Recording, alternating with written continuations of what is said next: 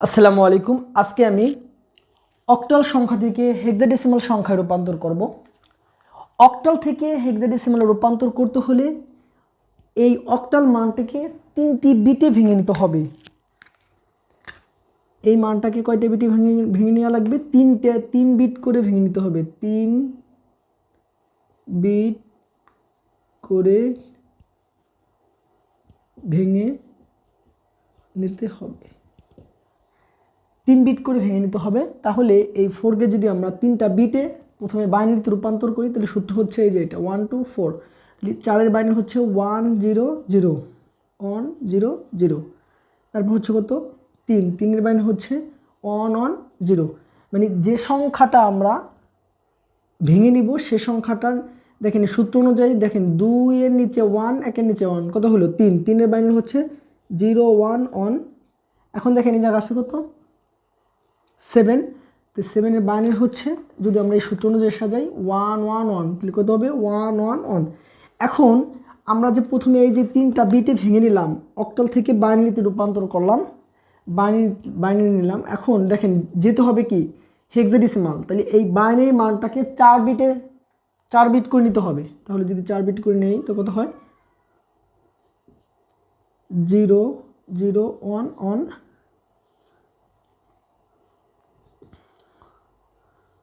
1 0 1 1।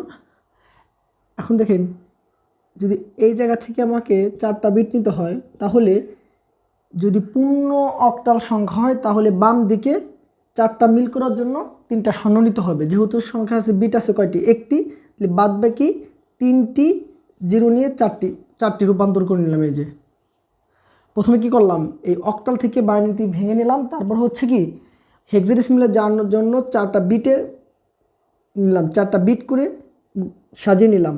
এখন দেখেন এই মানটাকে পাওয়ার জন্য আমাকে এই মানটাকে আমরা একটা সূত্র দিয়ে সাজাই 1 2 কত 4 8।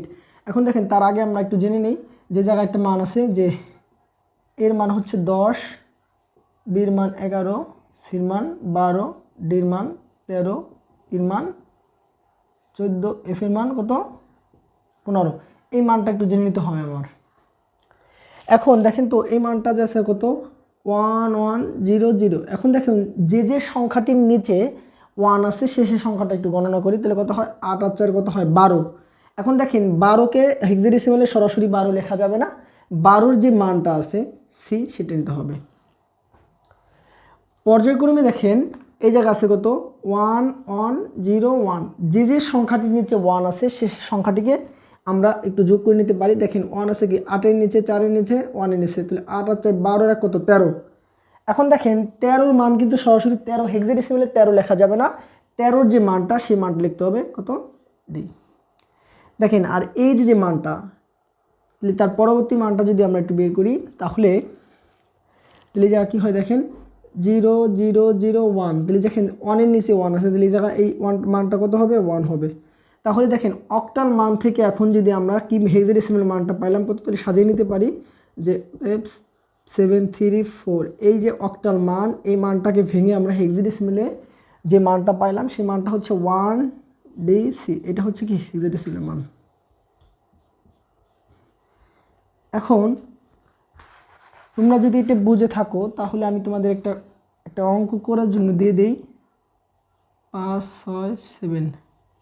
এই মানটাকে হেক্সাডেসিমালে রূপান্তর করে তোমরা এই যে অঙ্কটা এই অঙ্কটাকে তোমরা নিজেরা খাতায় করে কমেন্ট বক্সে অ্যান্সার দিয়ে দেবা। আজকের মতো এখানে শেষ করছি। ভিডিওটি যদি ভালো লেগে থাকে শেয়ার এবং লাইক কমেন্ট দিয়ে আমার সাথে থাকবেন। আসসালামু আলাইকুম।